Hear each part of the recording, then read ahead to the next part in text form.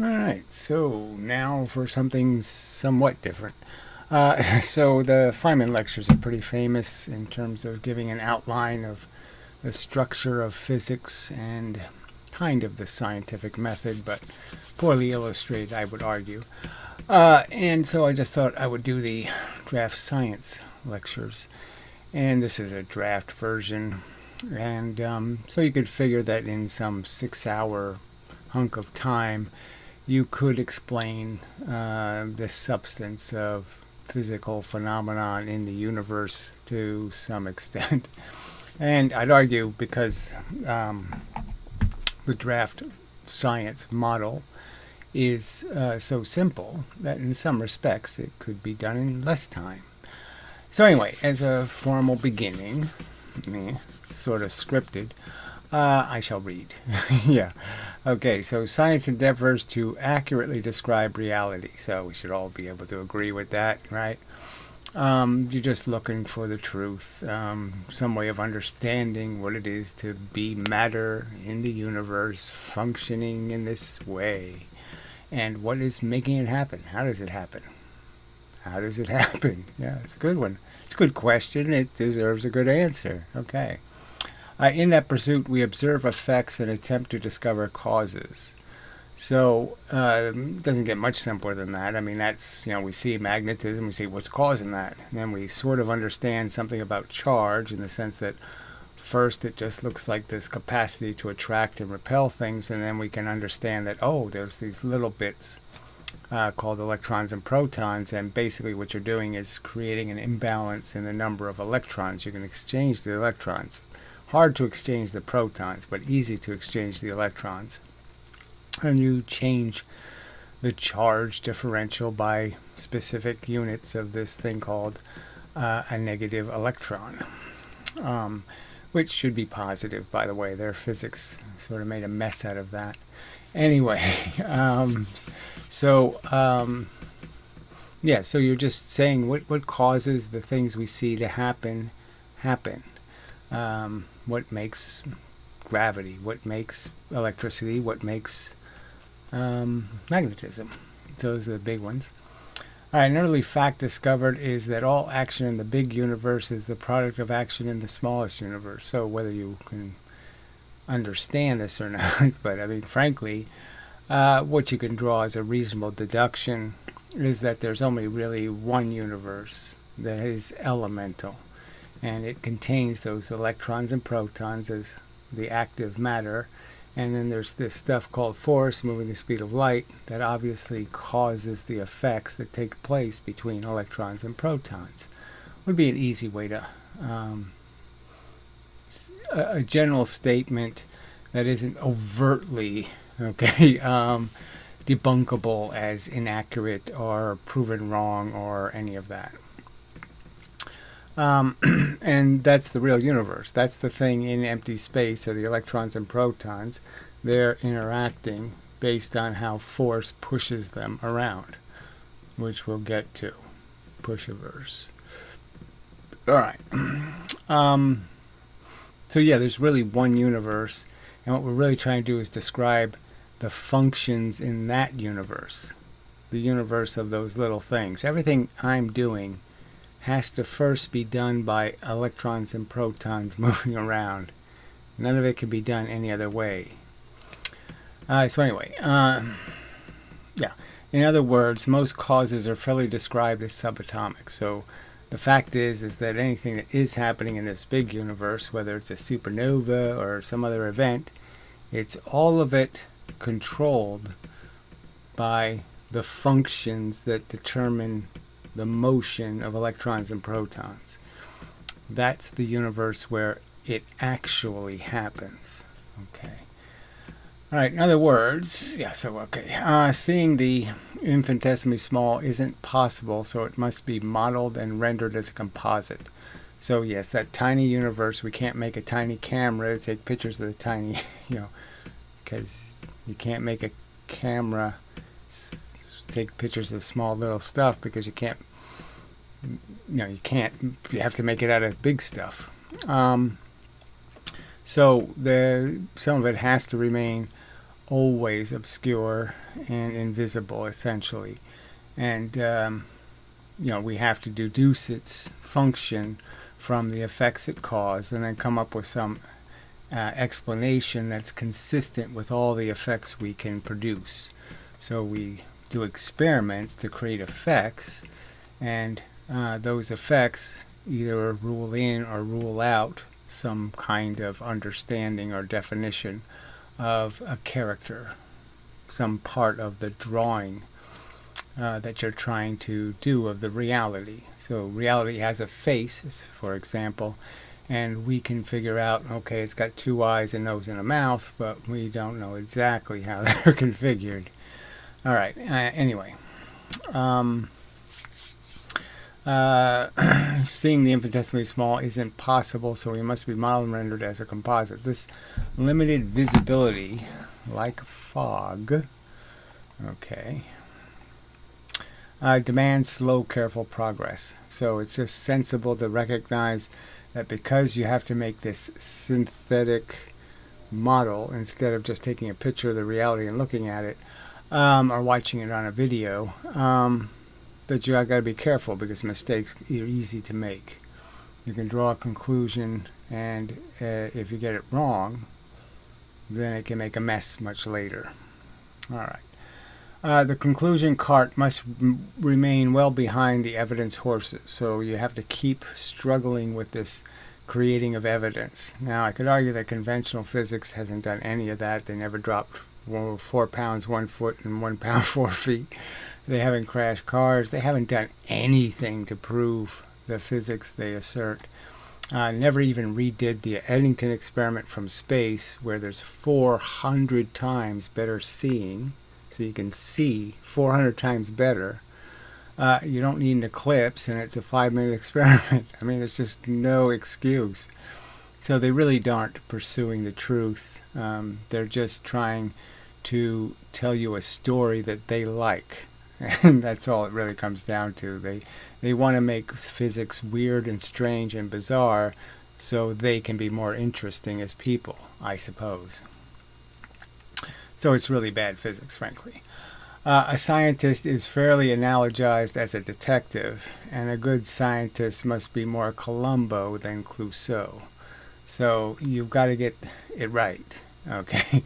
And Columbo always got his man, so to speak, and Clousseau just happened to fall on the truth. He never got there through a rational step. He always got there through irrational steps. Plans that cannot possibly fail. Yeah. Anyway, and I just argue that yes, conventional physics is Clousseauian physics. It doesn't really have anything to do with the scientific method. It doesn't have anything to do with repeating experiments. It doesn't have anything to do with being careful. It's a bunch of bull talk, from skinny, nerdy people, or something like that. Not one-eyed fat men. Okay. There's no true grit to the science. All right. So now we get to the physics. So that'll be the fun part. All right. So the only conceivable description of physics I ever had was there are things, and then there's the nothing that the things exist in to separate them. So the idea of this ocean of nothing, and then there's stuff swimming in it. Now, I don't think, again, there's anything to prove that's not a viable explanation or statement. And so, you just begin with this idea that there are somethings. The somethings have properties, okay, and the properties enable them to do things, to function. And so if I go a little further, the next statement I make here is that there's movement and interaction. So we know that there's, let's say this was a piece of matter, a something, doesn't matter. I could make an electron, I could make it a planet, and it's moving. It's moving for a reason. There's some cause that's making it move. There's some configuration that it has. Some, here's one not moving, here's one moving. the two things themselves have to be different. They're not the same thing because they have different properties. So the movement has to be accounted for as being caused by something that's changed between these two objects in some way. And so movement, once you have movement, then you have the possibility that two things will move into each other, okay? And there'll be what's called an interaction. All right, and that's physics. Physics is all about movement and interaction, describing movements and interactions, because all of those things are what causes anything we can describe as a something. Nothing exists without this taking place, movement and interaction. All right, and so in simple terms, this is where you get to push averse. Because if you imagine things moving in space, you can understand that something can hit something, okay, and push it, all right, by some mechanism. Exchange. Lots of ways to describe it. Now I'm going to describe it as one way, okay, that physics doesn't understand it to be, that I would argue works fine. There's, again, no reason to exclude it as a possibility for the truth. And that simple explanation is, frankly, I'll just get to it, is that the force that moves the speed of light, okay, that all of the things that move something, the forces, when they're plain regular forces, they all travel the speed of light. Gravity, magnetism, electricity, light. It's all going the speed of light. So it's really the speed of force. Because any force in its elemental form, that is, force that isn't the earth moving around the sun, or a force that isn't some big material object moving, all of those forces, okay, are insanely discrete, tiny little bits, and moving incredibly fast, the speed of light. And the fact is that the matter, the electrons and protons, absorb that force. That is, the force sticks to them, plainly. It shares its velocity with the matter. And that, instead of some idea that a force bit hits and then the force bit stops and the matter bit moves, that's non-conservative.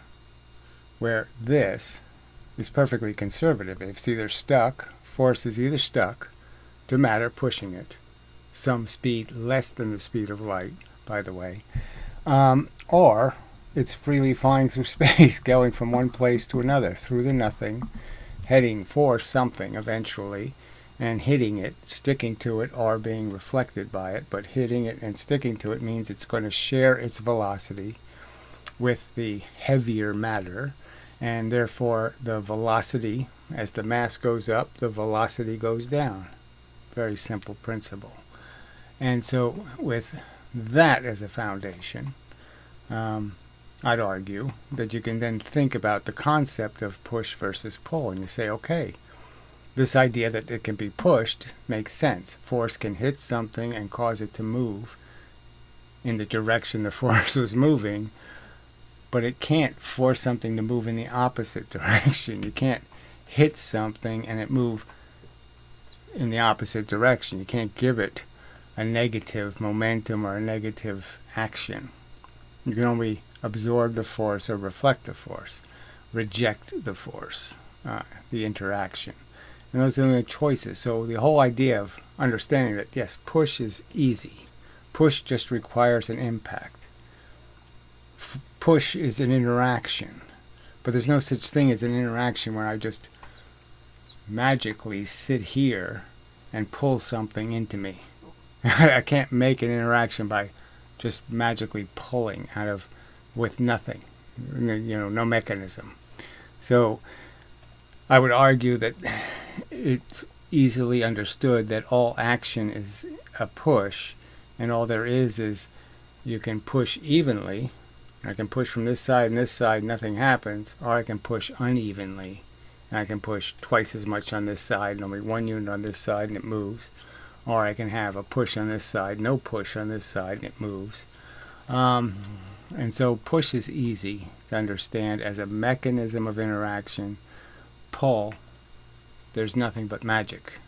There's no physical way you can make an elemental pull.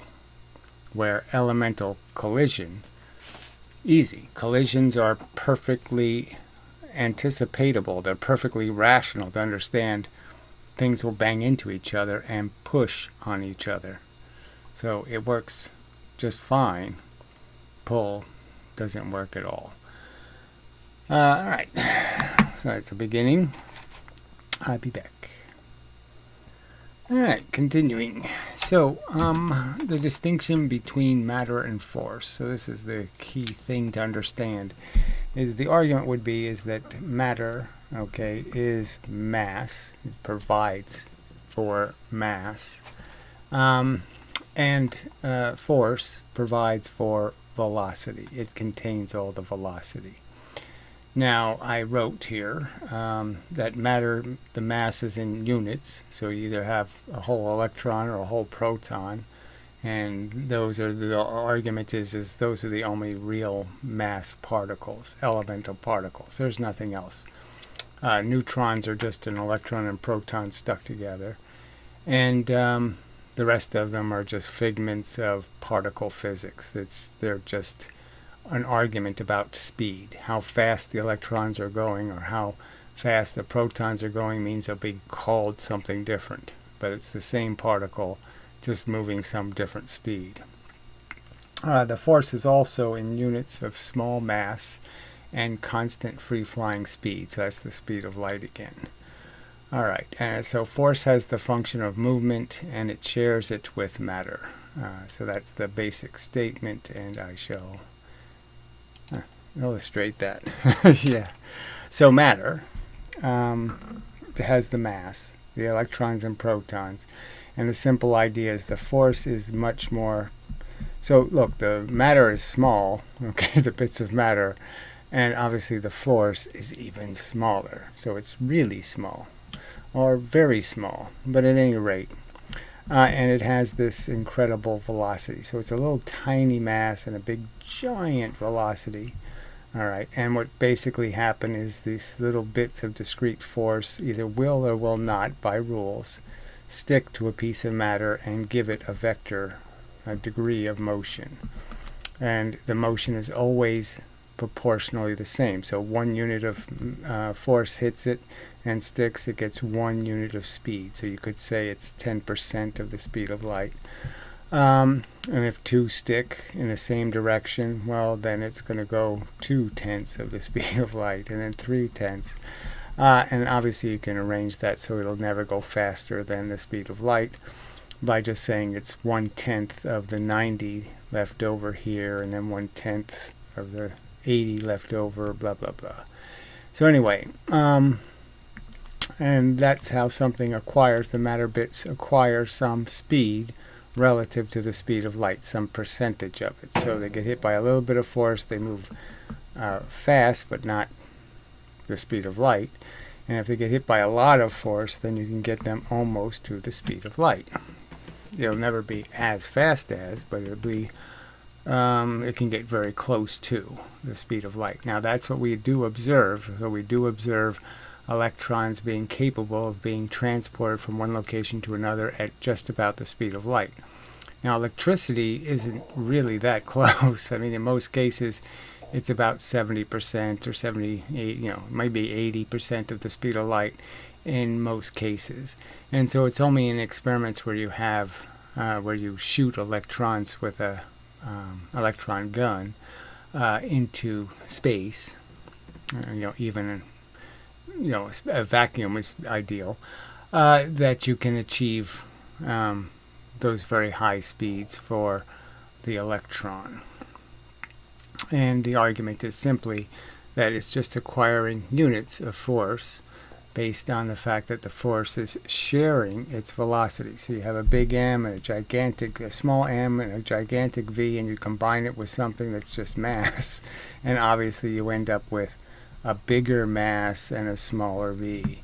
And depending on how much force is acquired, that velocity to mass ratio increases or decreases. So that's the basic principle. So they're on the subatomic level. Basically, it's just a matter of force being shared with matter, sticking, and how much of that has taken place. So nothing can go in both directions at the same time. So the simple argument is if you have a matter bit and you cause it to move because you gave it a bit of force, a force bit coming in the opposite direction can't also stick, and then they both compete with each other. Oh, can't see that. What's going to happen is a reflection.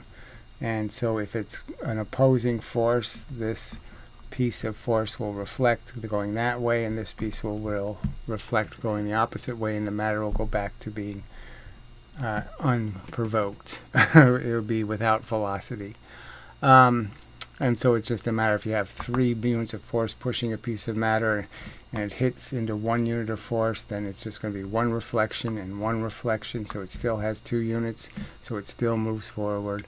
And basically that's the mechanism. So there's nothing bangs into something and stops. Big matter does that. Little matter doesn't do that. It has to go through a transition. If it's going this way, it has to stop and then go the opposite way. So it always has to go through that middle. It can never just reverse direction. And it's not.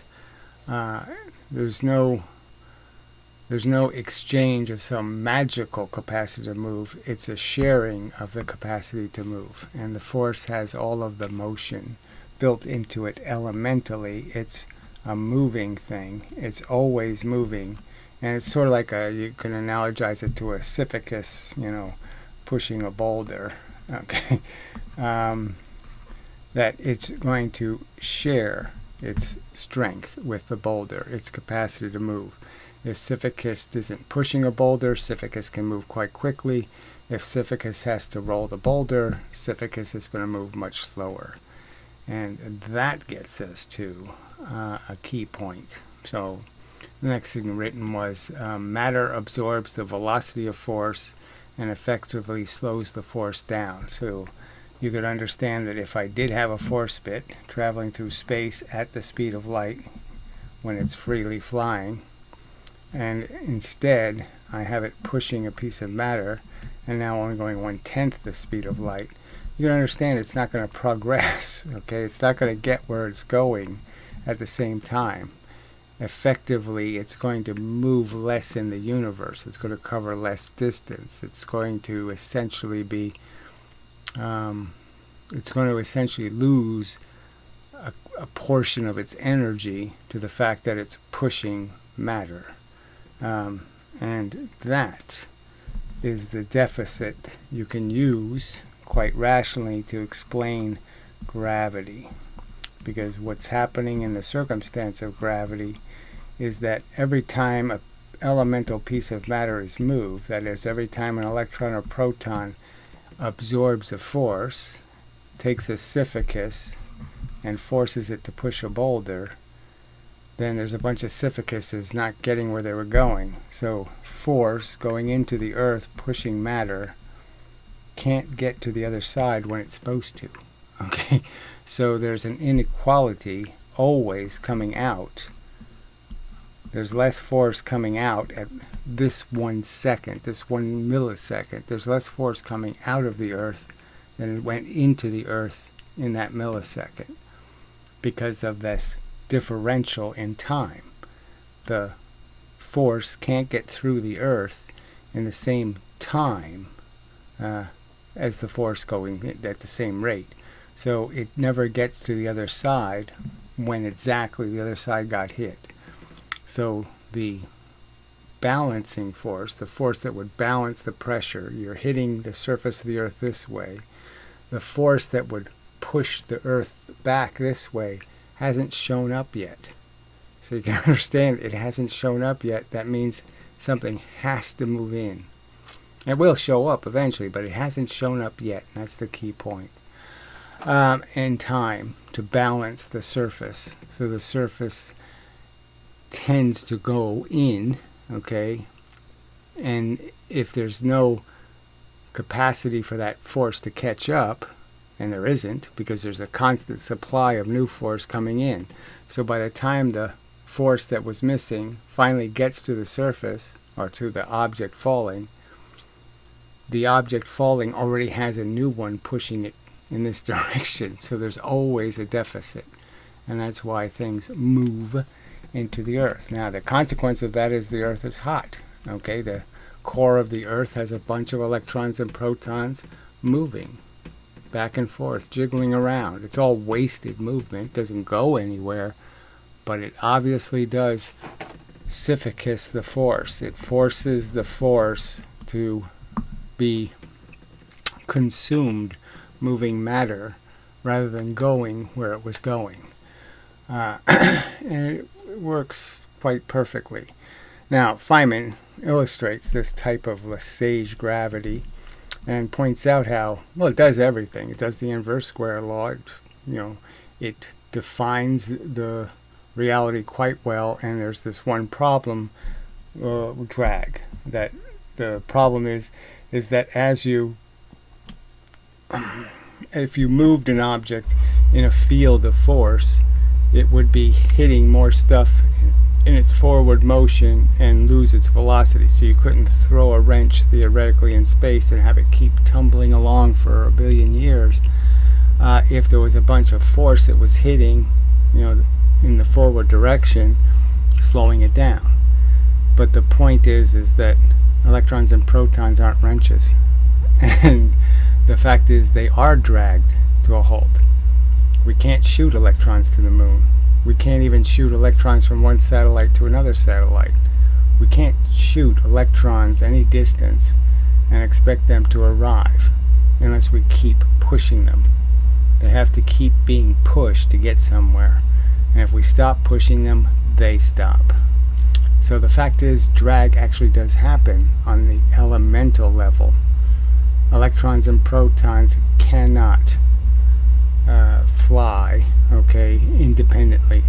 Now, they also know this because cosmic rays are protons, are helium nucleuses, So it's a proton and electron configuration. It's more than one material object. It's more than one elemental object. And that's capable of overcoming the drag. So if I configure a partial nucleus, I can push that through space and have it keep going.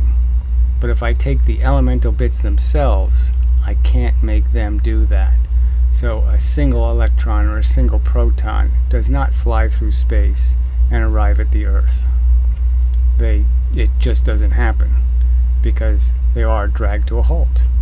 So the one opposition, the one imperfection of the theory, the one place where it creates a problem of some kind, is evaporated.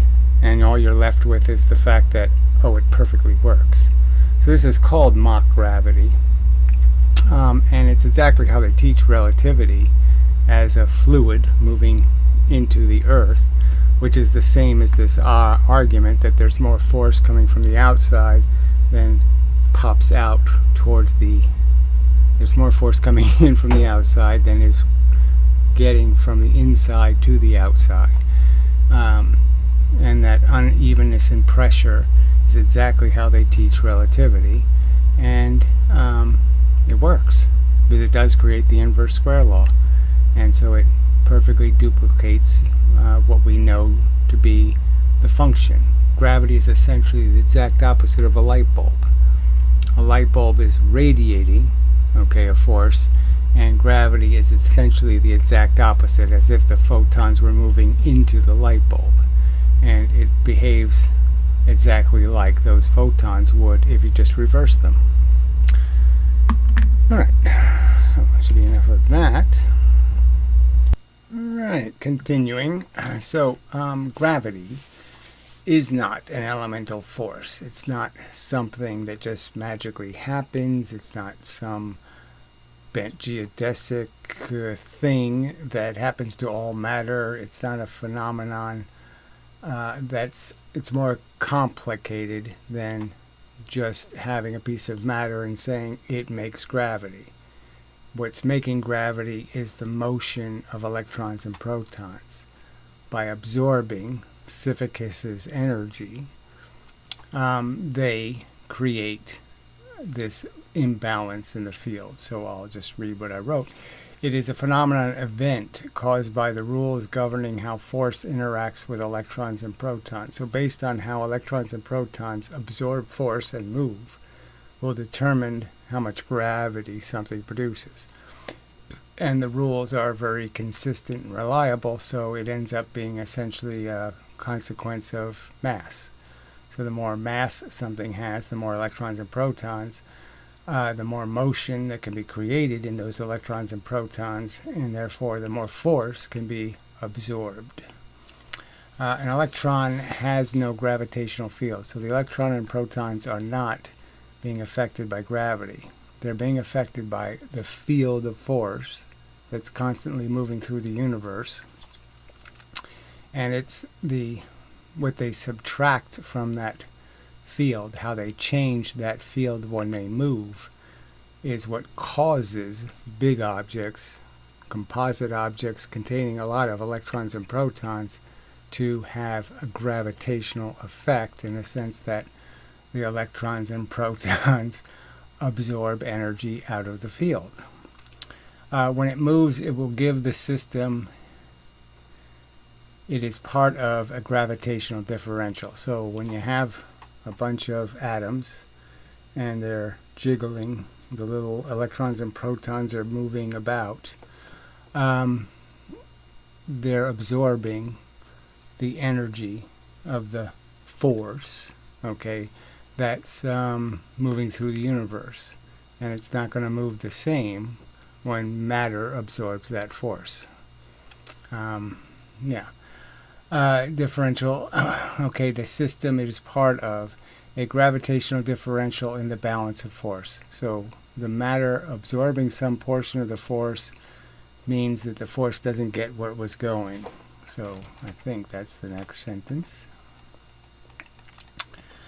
When a bit of force is pushing an electron or proton, that bit of force won't be pushing what it would have pushed. So the simple argument is if there's an object here and there's an object here, and this one absorbs energy from the field, then this one's not going to get hit by that energy. So if it's pushing this matter around, then this piece of matter isn't going to get hit with the same force. So if the object wasn't there, the force would have hit this object. But because of the matter, the force didn't get to the object moves into the absence of push that exists. So there's just push and absence of push. That's what moves things in the universe, put simply. All right, so that ends up leading to the rules that govern, the explicit, more detailed rules that govern the interaction between electrons and protons. So the simple rule is when they move, they've absorbed force. Now, why do they attract and repel? Okay, so that is a more complicated but still an elementally simple mechanism. So what button do I hit? Alright, so there's always choices about in what order you describe something. So I could describe photons by first describing atoms and nucleuses and explaining that function, but it's probably best, because of things like magnetism, to explain the polarization of the force, that is, the plus and minus nature of the elemental universe containing these electrons and protons. And as pointed out, the assignment of their sign, plus and minus, is backwards, essentially. Because to do it right, you have to concede that the electrons, it's the abundance of electrons or lack of electrons that really dictate what the polarization of some atom is going to be. Whether it's going to be net positive or net negative. and whether it's going to have what effects it's going to have as it functions in the universe. So the simple argument, okay, that creates the attraction and repulsion is just recognizing that the matter bits are reflections of a function of two different objects, and that the field actually contains the same differential in terms of the force is likewise polarized. It has electron force, you could argue, and proton force. And the simple argument is only electron force can push an electron, and only proton force can push a proton. And if electron force, right pen, I think so, hits an electron, if proton force hits an electron, it just passes through and is converted into electron force. So red goes in, blue comes out. And the same thing happens with the proton. If a blue bit goes in, a red bit comes out. So it just passes through and changes to the configuration of the object it passed through. So that's hardly an extremely bizarre mechanism. But the simple truth is once you establish that, then you can understand why essentially the two forces are inert to each other. So the electron force can't push a proton, the proton force can't push an electron, and what it is going to create is an electron force that would have hit this electron. If it goes through a proton, it's not going to hit it's going to hit it as a proton force, so it can't push it. So only the blue bits can stick. Well, and I just drew it the wrong color. So only blue bits can stick to an electron and move it. Only red bits can stick to a proton. So if I, draw the picture of two electrons being next to each other, you can understand that all the proton force going in, so all the red force hitting from these directions, will be converted into electron force. So you can understand that all of that force will just multiply and be pushing in both directions. So if neither of these objects are moving, you could understand that they'll just acquire a motion in this direction and a motion in that direction. There's no option. And it's just going to be constantly fueled by all of the proton force going in. It's just going to constantly be pushing the two objects apart in the sense of creating force. And if the electron tries to move this way, then it's going to reflect the force and it's just going to hit this object again. And so it's always going to create either motion in this direction or motion in this direction. And so that's why electrons hate each other. And the same is true for protons, just the reverse story. And the reason why protons and electrons are attracted to each other, you can apply the same kind of logic and recognize that all of the force that would push, this electron gets converted into proton force, which just passes through the electron. So, and obviously the reverse for all the proton force heading for this proton, it all gets converted into electron force and just passes right through the proton. So we end up with very low pressure between them because there's no force between them. And so you have a bunch of blue force still in the universe pushing the electron this way. You have a bunch of red force pushing the proton that way. And you have no countering force between them. So they obviously crash into each other. Now I have a simulation of this, which I guess I should show just to demonstrate the function and the fact that it works. So I'll do that now. These are just the simple rules. So these are just the simple rules. If it's an opposite force, it passes through and changes. If it's the electron force hitting an electron, it either sticks if there's no opposing force in the opposite direction, and pushes the electron in the direction that it's going at some reduced speed. Or if it is moving towards it, the electron already has force, then the force reflects, and the bit of force that's pushing reflects also.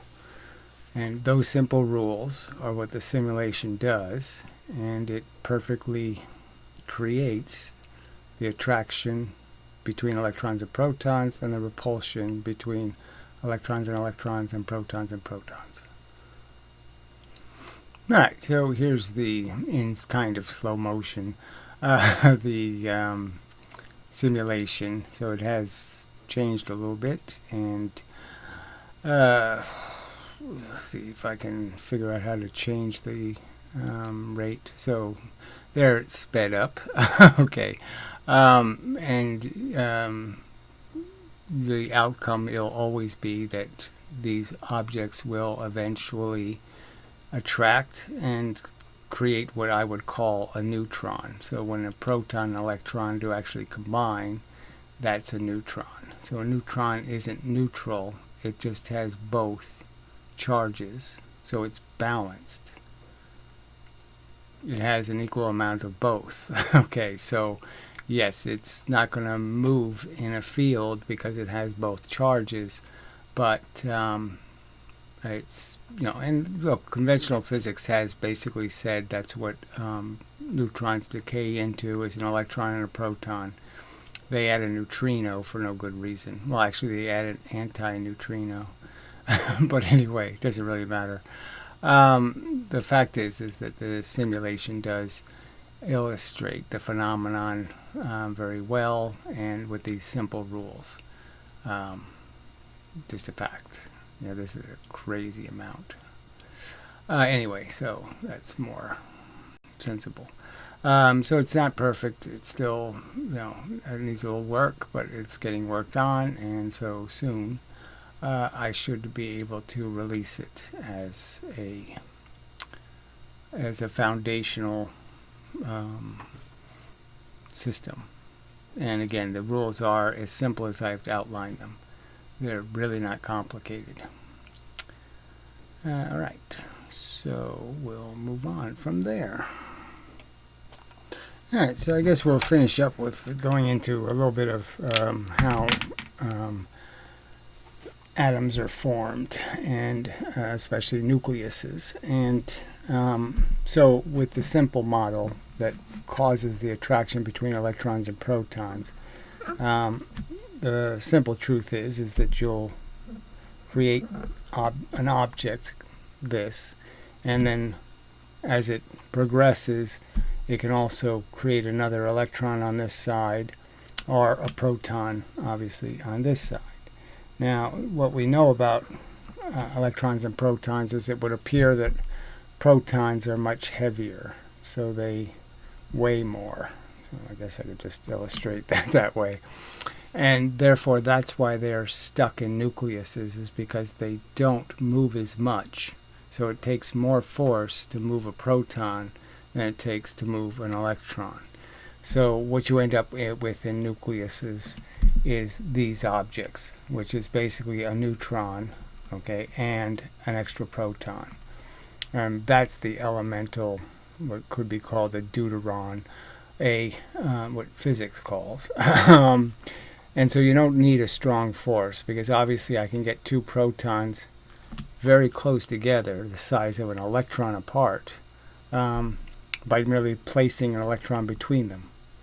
So you could obviously understand that if I were to eject this electron, hitting it through some force that was a lot of force, that it would move out, and you'd end up with two protons really close to each other, and that whole idea of the energy creating an intense repulsive force between them. So all the blue energy would be converted, and it would cause red against red, and a lot of pressure shooting these objects away from each other at high speeds. And so that's what happens when radioactivity happens, is basically something inside of a nucleus breaks, one of these things that are connected, and the pieces of proton or neutron fly out at a velocity. So depending on the type of atom, you'll get either neutrons flying out at a high velocity, or protons flying out at a high velocity, or electrons flying out at a high velocity. Now, how much gamma radiation is created is a debatable subject because, frankly, in detecting, so I could just make this argument, in detecting whether or not something is what form it is, whether it's a positive or negative particle, they send it through a magnetic field. Now, the fact is, if you send something through a magnetic field at the speed of light, the field won't be able to affect it much, because the field itself is moving at the speed of light. So you can understand that the differential in the field can't really be experienced because the object spends too little time in the field. They go through it so fast. It's like cans of spray paint, blue and red spray paint. And obviously, if it's going really fast, it doesn't get hit by enough paint to be deflected. So anything going really fast is going to be perceived as gamma radiation because it's going to go straight through. It'll be called gamma instead of beta, positive and alpha positive, beta negative, and gamma neutral. So I mean, that's just a side. So it's perceived that a bunch of radiation flies out that is in some other form, like X-rays or something, and it's really not. It's really these bigger particles, and when they hit something else, they cause flashes of light and other things to happen when they crash into other atoms. You don't need to know all of that, but I just thought I'd throw it in. Okay.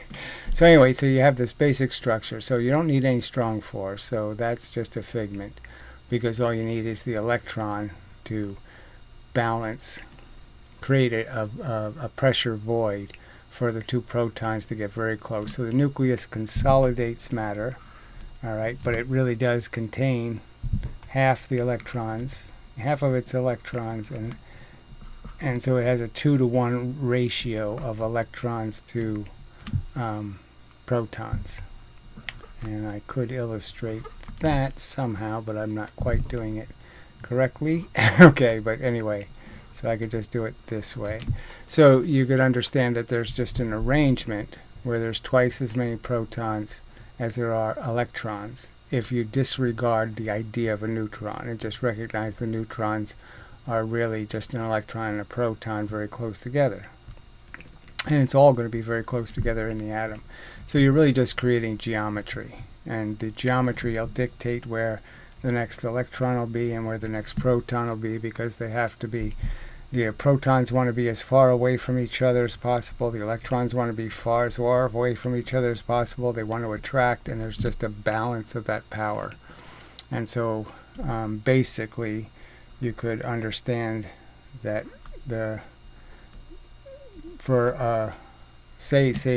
once you have a nucleus that is net positive, you can understand there'll be places on that nucleus, all right, where can't really see that, where you'll see the positive, and places where it'll look negative. So depending on where you're positioned, it's going to look different. That's its polarization. So its polarization changes. So the atom can have, instead of just a north-south polarization, it can have more than one polar dimension.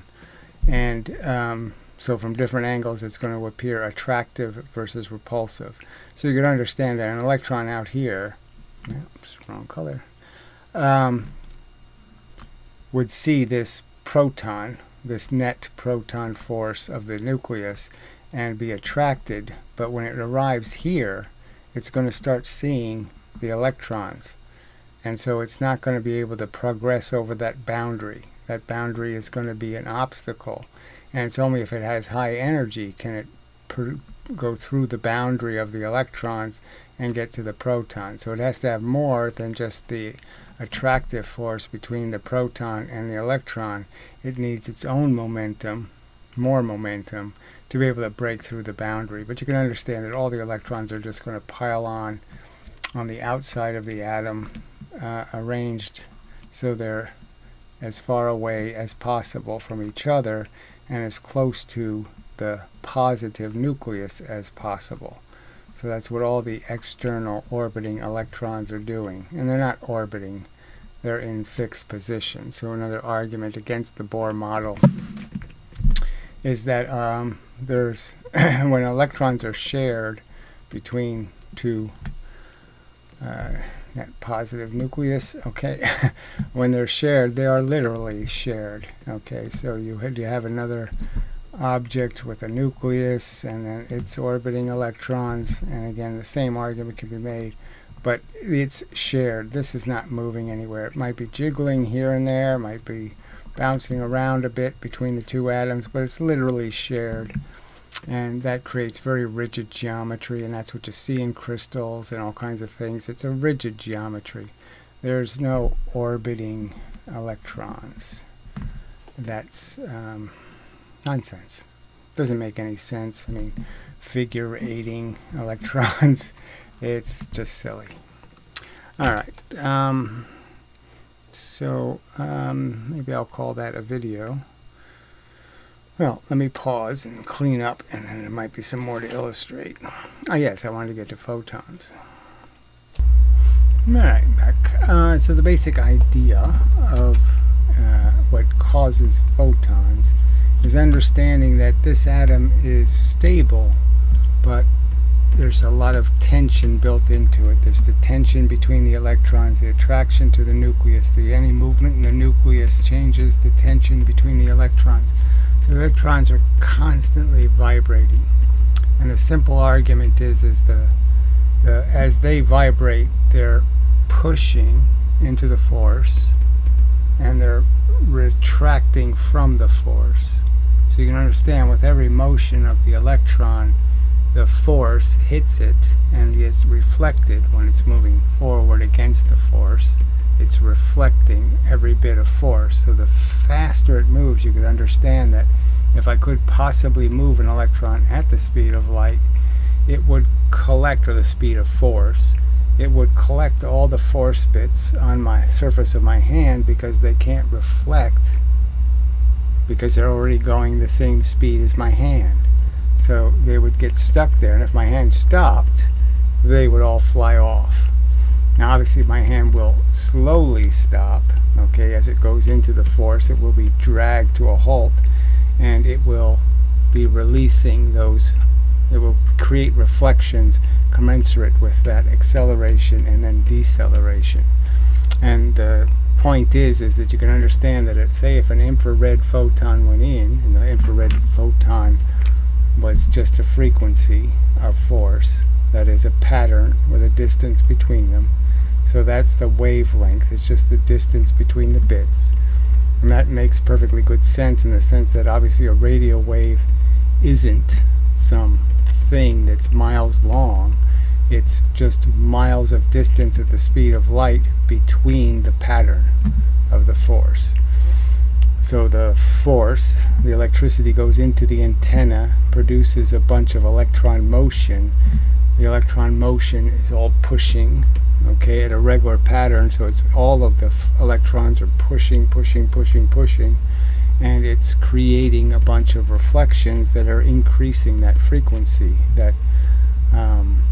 So you can understand, if the electron pushes into something this way, and here's the electron, and it pushes into that force, the reflection is going to be at a higher frequency. So the more the electron, the faster the electron moves, the tighter the frequency of the repelling energy gets. So obviously the photon isn't something that produced, it's a reflection. All phenomenon are just bounces, essentially. Something is either absorbed and it moves, or it bounces. But there's not a third alternative. So the same thing is true for magnets, which we'll get to. More complicated, of course, but the simple fact is the magnet isn't producing magnetism. It isn't producing some sort of magnetic stuff. It's merely reflecting the force. So the force comes in mixed. Okay, and you can understand because of the charge phenomenon, the fact is it'll come out, okay, decidedly more blue here and more red here.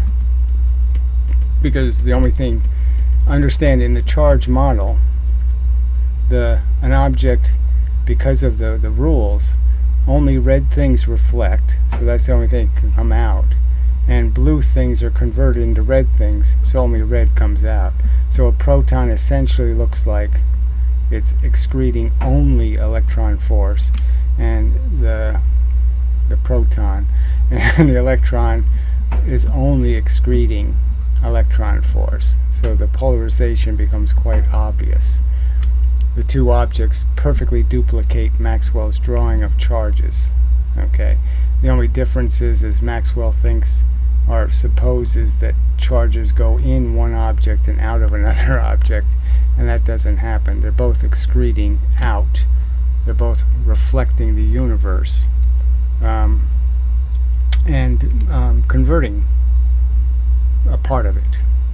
So through that simple mechanism, you end up with, like I said, charges that behave exactly like Maxwell's predictions. But back to, so the simple idea is you just understand, if I'm pushing into the force, I'm going to increase its frequency. So anything that comes in dot dot dot, it's going to leave dot dot dot. And if I'm retracting, the exact opposite is going to happen. I'm going to create a huge expansion. So if I'm retracting at half the speed of light or something, then any force that's still hitting me, because I'm going the speed of light, is obviously going to be reflected at a greater and greater distance because I'm moving away from it. And so now I'm going to turn, an X-ray into ultraviolet. I'm going to expand the frequency. So that's basically all there is to photons. Photons are just force with a pattern, a frequency. And say if there's the necessity of there being, let's say, at least 3 bits of force, and the light's polarization is an antenna phenomenon, essentially. You could understand that as electricity passes up an antenna, it's going to create an impulse here first, and then at some time later, at the speed of light, an impulse here, and then sometimes later, at the speed of light, an impulse there. So the photon is actually polarized. So this distance is its frequency, and this distance is its polarization. You can't see that. There's a problem running out of space. So what I drew was, this is the polarization. So they're moving parallel to each other through space, shot by the antenna. And so they still have a frequency between events, and they have a polarization.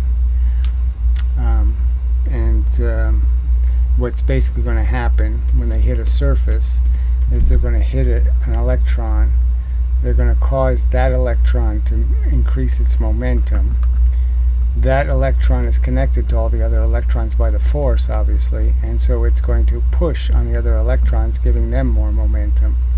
And then the next impulse is going to hit again on an electron that's already got some extra momentum. Now it's going to have even more momentum, okay, and it's going to push on other electrons, giving it momentum. So it's essentially causing the cascade that can be easily understood as what electricity is, which is you push on an electron, it pushes on another electron, pushes on another electron, and pushes that electron, and that's electricity. And you have to have enough momentum to jump the barrier, to basically force the pressure to be great enough for this electron to push into this electron, to push into this one. And that's the tipping point type argument. You need to keep adding the energy constructively to tip, to force the electron to actually jump from one atom to the other. And the only way you can do that is to apply the force while the electron is moving in the direction. And that way you can increase its velocity, which increases the pressure it can put on the other electron. So that's all electricity is a cascade of electrons, and all you've done is give the electrons momentum by applying a force in a manner that's constructively adding to the momentum of the electrons. Alright, so that's probably enough for the first lecture in the series of, say, 6 lectures. Yeah, I don't think I'll do that many. But anyway, it covered a lot. So you've got all of the basics. It's a very elemental universe. It just runs on force interacting with matter. And there's no vehicles, there's no ESP particles, no entanglement, no interference. Force does not interact with force. It's a completely kinetic type argument. If two things hit each other and reflect perfectly, you can't see the difference between if they miss each other and they hit each other. Same outcome. So force can't interact with force. It needs matter to be a conduit to allow the force to interact with each other. So, yeah. And it works. It explains the phenomenon, it explains the functions, it fits as a model. And I'd say it's a much better description of the crime scene, so to speak, nature's crime scene, than the wave-particle, energy duality, bent geodesic, relative crap spewed by conventional physics and such. And so it's just a matter of time, frankly, in my opinion, when the concession will have to be made that physics really wasn't very careful, and they really didn't think it through, and they really didn't model this elemental universe. They have no model of charge.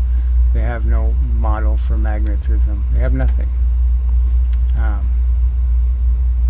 And it's essential to, you have to essentially get those things right before you can get anything else right, frankly. As gravity is an example. There is no elemental gravity. Gravity is a phenomenon of large objects, not small ones. Alright, enough said. So, till the next time and such and so forth and whatnot.